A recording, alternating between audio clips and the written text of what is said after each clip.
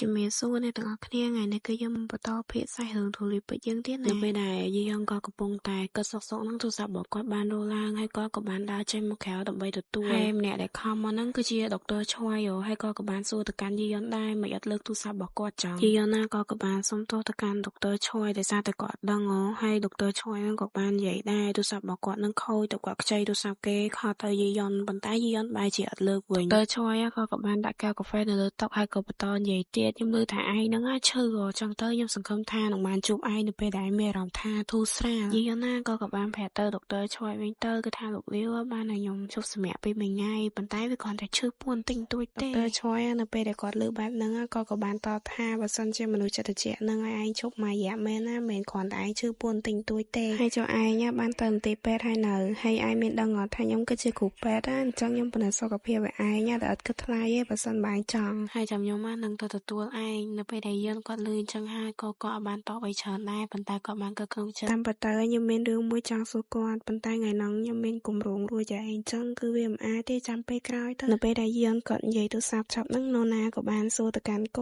ត់យើងណានិយាយទូរស័ព្ទចប់ហើយមែនយើងក៏បានឆ្លើយនឹងហើយគាត់ក៏បានចូលមកអង្គុយនៅកន្លែងដើមវិញហើយក៏បានឃើញថានៅខាងមុខគាត់ហ្នឹងគឺមានសភៅមួយក្បាលគាត់ទិញបិចខ្ញុំមកហ្នឹងប្រហែលជាចង់គូគំនូរអីមួយហើយបើនៅក្នុងហាងវិញគឺមានភ្ញៀវចូលច្រើនខ្លាំងមែនតើមើលទៅពីអ្នកហ្នឹងគឺរវល់ខ្លាំងយើងណាក៏កំពុងតែផ្ដោតអារម្មណ៍លើរូបគំនូររបស់គាត់ហើយឥឡូវគឺចេញទៅជាមកហើយដឹងថាអីគេទេប៉ុន្តែគូគំនូរសក់ហ្នឹងយើងក៏បានហៅទៅកាន់នរណាហើយក៏បាននិយាយដែរគឺថាខ្ញុំមករៀងយូរដែរហើយនរណាក៏បានដើរមកនិយាយចិត្តយន្តតែម្ដងមិនទេឥឡូវហ្នឹងឯងអាចទៅបានតើឬក៏ឯងកំពុងតែស្ទាក់ស្ទើរថាតើត្រូវជួបនរណាម្នាក់មែនអត់ខ្ញុំរីករាយនៅពេលដែលឯងធ្វើការនៅទីក្រុងសេអ៊ូលហើយបានបង្កើតមិត្តភ័ក្តិថ្មីហើយយើងអាចជួបគ្នានៅពេលណាក៏បានដែរចាំខ្ញុំនិយាយជាមួយនឹងយីហានអញ្ចឹងឯងទៅចុះយើងណាក៏បានឆ្លើយបាទហើយក៏បានអរគុណទៅកាន់នរណាផងដែរហើយគាត់ក៏បានទាញកតាបស្ពាយដើរចេញទៅមកនៅពេលដែលយើងក៏បានដើរចេញទៅបាត់ហ្នឹងនរណាក៏បានងាកមកឃើញរូបគំនូរដែរយើងក៏បានគូឲ្យទុកនៅលើតុហ្នឹ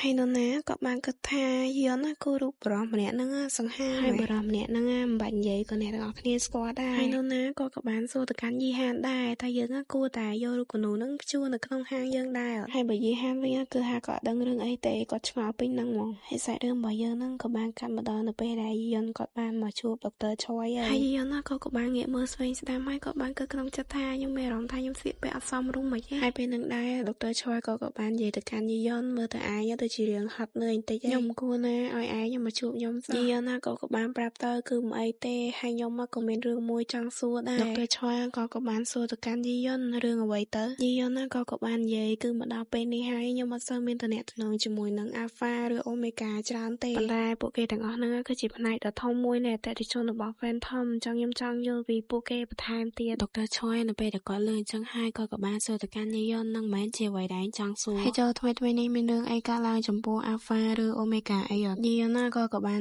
ឆ្លើយភ្លាមហ្មងគឺអត់មានទេដុកទ័រឈ្វៃក៏បានបន្តសួរទៅកាន់យីនទៀតហើយចូលយីនហ្នឹងដឹងពីពួកគេប្រមាណខ្លះយីនក៏បានឆ្លើយថាគឺអត់ច្រើនទេគ្រាន់តែពួកគេហ្នឹងគឺមានក្លិនផេរ៉ូម៉ូនហើយពួកគេមានប្រតិកម្មចំពោះក្លិនផេរ៉ូម៉ូនរបស់គ្នាហ្នឹងទៅវិញទៅមកហើយពួកគេហ្នឹងស្រស់ស្អាតនិងថែមទាំងមានសមត្ថភាពពិសេសទៀតផងប៉ុន្តែពួកគេជាមនុស្សដែលងាយរងគ្រោះបំផុតនៅជុំវិញមនុស្សដែលពួកគេស្រឡាញ់ហើយជារឿយៗនេះដែរក៏មានករណីរំលោភបំពាននិងរឿងអាស្រូវផ្លូវភេទជាច្រើនដែលតាក់ទងនឹងពួកគេដុកទ័រឈ្វៃក៏បាននិយាយដែរគឺថាប្រព័ន្ធផ្សព្វផ្សាយបានព័ន្ធនាពីពួកគេថាគឺគ្មានទីពឹងនៅចំពោះមុខស្នេហាទេក៏ព្រោះតែសង្គមបានចាប់ទុកពួកគេគឺជាបញ្ហាមួយប្រភេទយីណាគ្រាន់តែលើដុកទ័រឈ្វៃនិយាយចឹងភ្លាមក៏បានសុំទោសភ្លាមហ្មងដុកទ័រឈ្វៃក៏បានតបទៅកាន់យីគឺថាយីហ្នឹងអត់មានអីត្រូវសុំទោសទេព្រោះថាវាគឺជារឿងធម្មជាតិយ៉ាងណាមិញមនុស្សភាគច្រើនគឺសុទ្ធតែជាបេតាហើយខាងសែនក៏មានភាពខុសគ្នាច្រើនរវាង Alpha Beta និង Omega ទេខុសគ្នាតែមួយគត់គឺសារធាតុផេរ៉ូម៉ូនយើងអាចចាត់ថ្នាក់ពួកវាជាសារធាតុផេរ៉ូម៉ូនដែលបញ្ចេញមកដើម្បីតែឲ្យមានការឆ្លើយតបភ្លាមចំពោះអ្នកដែលទទួលបានវាហើយនិយាយចំទៅសារធាតុផេរ៉ូម៉ូនហ្នឹងវាប្រៀបដូចជាថ្នាំសម្រាប់ចឹងដែលគេហៅវាថា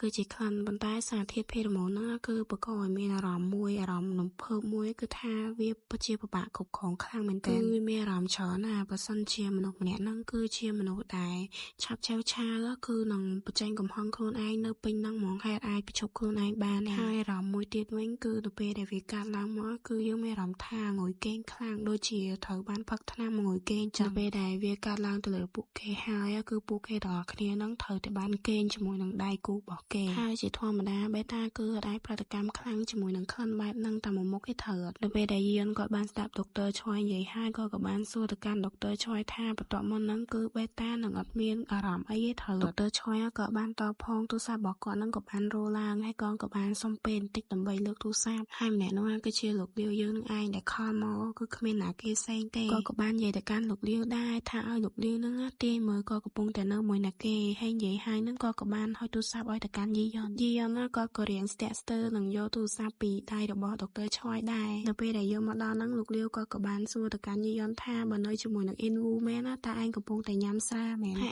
ឯងទៅតែក្រោកពីឈើផងហើយចុះឥឡូវហ្នឹងឯងមានអារម្មណ៍ថាប្រសើរខ្លាំងណាស់យីយ៉នក៏បានឆ្លើយប្រាប់លោកលាវទៅគឺថាខ្ញុំអត់អីទេប៉ុន្តែក៏បានក៏ក្នុងចិត្តថាមួយថ្ងៃនោះគឺគាត់នៅតែអាចហិតដឹងក្លិនរបស់លោកលាវហើយថាលោកលាវក៏ធ្លាប់គិតពីរឿងហ្នឹងអត់មើលទៅពីអ្នកណាគឺថាស្ងាត់ទាំងពីរអ្នកហ្មងព្រោះថាអត់ដឹងត្រូវនិយាយអីជាមួយនឹងគ្នាទេដល់ពេលហើយយីយ៉នក៏សម្រាប់ចិត្តនិយាយទាំងបិទភ្នែកហ្មងថាកាពះរបស់គាត់ហ្នឹងគឺនៅតែឈឺដដែលទេលោកលាវក៏បានសួរទៅកាន់យីយ៉នតើឯងហ្នឹងមានធ្លាប់ញ៉ាំអីពីមុនមកតែឯងអត់ដែរធ្លាប់ញ៉ាំសោះឬមកពីមួយថ្ងៃមុនហ្នឹងឯងញ៉ាំស្រាច្រើនពេកយីយ៉នក៏លឺលោកលាវនិយាយបែបហ្នឹងក៏រៀងគាំងតិចដែរក៏ព្រោះតែឥឡូវហ្នឹងក៏កំពុងតែញ៉ាំស្រាទៀតឥឡូវហ្នឹងលោកលាវក៏បានប្រាប់ទៀតដែរគឺកុំញ៉ាំស្រាច្រើនពេកហើយក៏បានឲ្យយីយ៉នហ្នឹងហុចទូរស័ព្ទទៅកាន់ដុកទ័រឆ្វយបន្តិចដោយសារតែគាត់ចង់និយាយជាមួយដុកទ័រឆ្វយក៏បាននិយាយទៅកាន់លោកលាវថាលោកលាវហ្នឹងមើលទៅដូចជាព្រួយបារម្ភពីរឿងហ្នឹងម៉ែមិនបាច់ព្រួយបារម្ភពេកទេក៏ចេះដោះស្រាយរឿងហ្នឹងដែរនិយាយចំហ្នឹងដុកទ័រឆ្វយក៏បានបិទទូរស័ព្ទហើយក៏បានសួរទៅកាន់យីយ៉នថាតើពួកយើងហ្នឹងត្រូវទៅណាទៀតយីយ៉នក៏បានសួរទៅកាន់ដុកទ័រឆ្វយថាតើយើងហ្នឹងអាចដឹងពីរបៀបដែលបេតាបញ្ចេញសកម្មភាពដែលប្រតិកម្មជាមួយនឹងក្លិនផេរ៉ូម៉ូនហ្នឹងដុកទ័រឆ្វយ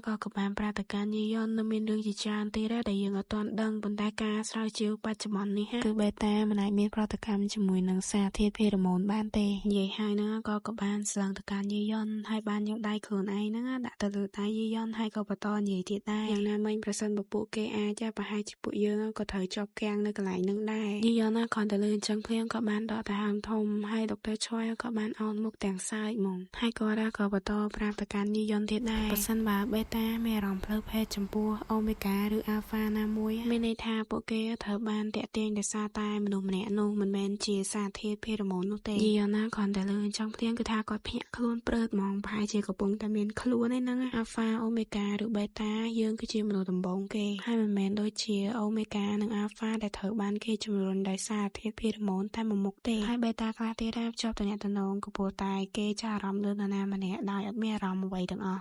ហើយអាល់ហ្វាខ្លះទៀតគេជាមួយនឹងគ្នាដោយគ្មានសារធាតុផេរ៉ូម៉ូនតតែសារឯងស្គាល់ម្នាក់នឹងនៅដូចជាអ្នកគ្រប់គ្រងនៅ Phantom ខ្ញុំបានលើថាគាត់មិនដែលបញ្ចេញសារធាតុផេរ៉ូម៉ូនខ្លួនឯងទេសូម្បីតែគេជាមួយនឹងដៃគូរបស់គាត់ក៏ដោយសូម្បីតែពេលពួកយើងនៅសាលាក៏មើលទៅគាត់រៀងចម្លែកបន្តិចដែរហើយនៅសាលារបស់ពួកយើងការធ្វើជាអាល់ហ្វាដ៏រឹងមាំគឺមានអំណាចបំផុតប៉ុន្តែគាត់វិញធ្វើដូចជាគាត់ធុញទ្រាន់នឹងរឿងហ្នឹងអញ្ចឹងហើយខ្ញុំក៏រៀងហួសចិត្តនឹងគាត់ដែរគឺគាត់ស្អប់គំនិតដែលត្រូវបានគេគ្រប់គ្រងដោយសារធាតុផេរ៉ូម៉ូនហ្នឹងខ្លាំងហើយអញ្ចឹងមិនគាត់ខំធ្វើឲ្យខ្លួនឯងហ្នឹងចេះគ្រប់គ្រងវានោះហើយគឺជារបៀបដែលគាត់អាចខ្លាយទៅជាអាល់ហ្វារំដាប់ខ្ពស់ហើយតើមានអីដែលឯងចង់ដឹងទៀតអត់ហើយយីយ៉នក៏បានសួរទៅកាន់ដុកទ័រឆ្វយអាការដែលយើងជួបគ្នាដំបូងហ្នឹងមិនក៏លោកគាត់ថាខ្ញុំគឺជាអាល់ហ្វាចឹងហើយដុកទ័រឆ្វយក៏បានសួរទៅកាន់យីយ៉នវិញថាចង់បានចម្លើយត្រង់មែនក៏ព្រោះតែមើលទៅឯងហ្នឹងគឺពិតជាគួរឲ្យតាក់ទាញខ្លាំងបើទោះបីជាមិនបញ្ចេញសារធាតុផេរ៉ូម៉ូនក៏នៅតែមានចំណុចតាក់ទាញចម្លែករវាងអាល់ហ្វានិងអូមេហ្គាដែរខ្ញុំមានអារម្មណ៍ថាឯងតាក់ទាញខុសពីធម្មតាពេលដែលខ្ញុំអត់ដឹងពីឯងហើយ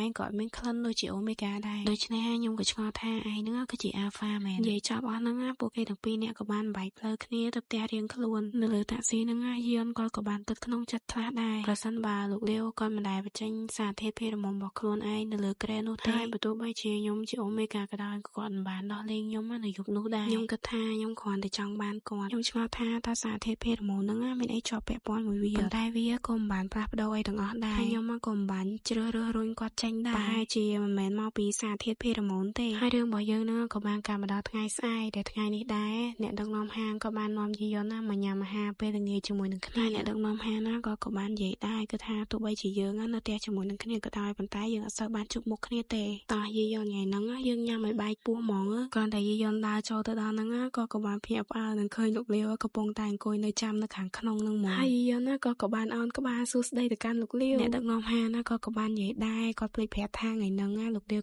ក៏មកញ៉ាំអាហារជាមួយនឹងពួកយើងដែរយើងណាក៏បានទាញកៅអីដើម្បីអង្គុយហើយក៏បានសួរទៅកាន់អ្នកដឹកនាំហាដែរតើហ្នឹងគឺជាអាហារពេលល្ងាចរបស់ក្រុមហ៊ុនមែនអ្នកដឹកនាំហាណាក៏បានឆ្លើយគឺមែនទេខ្ញុំគ្រាន់តែចង់នាំឯងមកញ៉ាំអីឆ្ងាញ់ព្រោះមើលទៅឯងហ្នឹងអត់ទាន់មានអារម្មណ៍ល្អនៅឡើយទេហើយយើងណាក៏បានប្រាប់ដែរគឺថាឥឡូវហ្នឹងខ្ញុំអត់អីទេតែអរគុណណាស់ម្ហូបគឺថាយកមករៀបពេញលើតុអស់ហើយមើលទៅតំណងដល់ហើយតោះទាំងអស់គ្នាពួកយើងទៅសុំគេញ៉ាំដែរអ្នកដឹកនាំហាណាក៏បានប្រាប់ទៅកាន់យីយ៉នថាអាស៊ុបមាន់នៅក្នុងចានហ្នឹងគឺវាពិតជាល្អអញ្ចឹងគឺយីយ៉នត្រូវតែញ៉ាំវាលោកលាវក៏បាននិយាយដែរទោះបីជាគ្មានអ្វីផ្សេងទៀតក៏ដោយក៏ត្រូវតែញ៉ាំវាដែរត្រូវគិតថាវាហ្នឹងគឺជាថ្នាំមិនមែនជាអាហារទេយីយ៉នណាក៏បានសាកភ្លក់វាហើយក៏បានគិតដែរគឺថាវាហ្នឹងឆ្ងាញ់យីយ៉នណាក៏អង្គុយញ៉ាំបដាហ្នឹងហើយក៏កំពុងគិតដែរក៏មិនដឹងថាខ្លួនឯងហ្នឹងមកអង្គុយញ៉ាំអាហារឬក៏មកអង្គុយទប់ទៅហើមទេព្រោះគាត់មិនដែលមកញ៉ាំអាហារជាមួយនឹងអ្នកដឹកនាំហានហើយនឹងអ្នកគ្រប់គ្រង fan ធំអញ្ចឹងពីមុនមកទេហើយយីយ៉នណាក៏បានស្លឹងទៅកាន់លោកលាវហើយក៏បានកើតក្នុងចិត្តដែរពេលដែលយើងនិយាយទូរស័ព្ទមួយគ្នា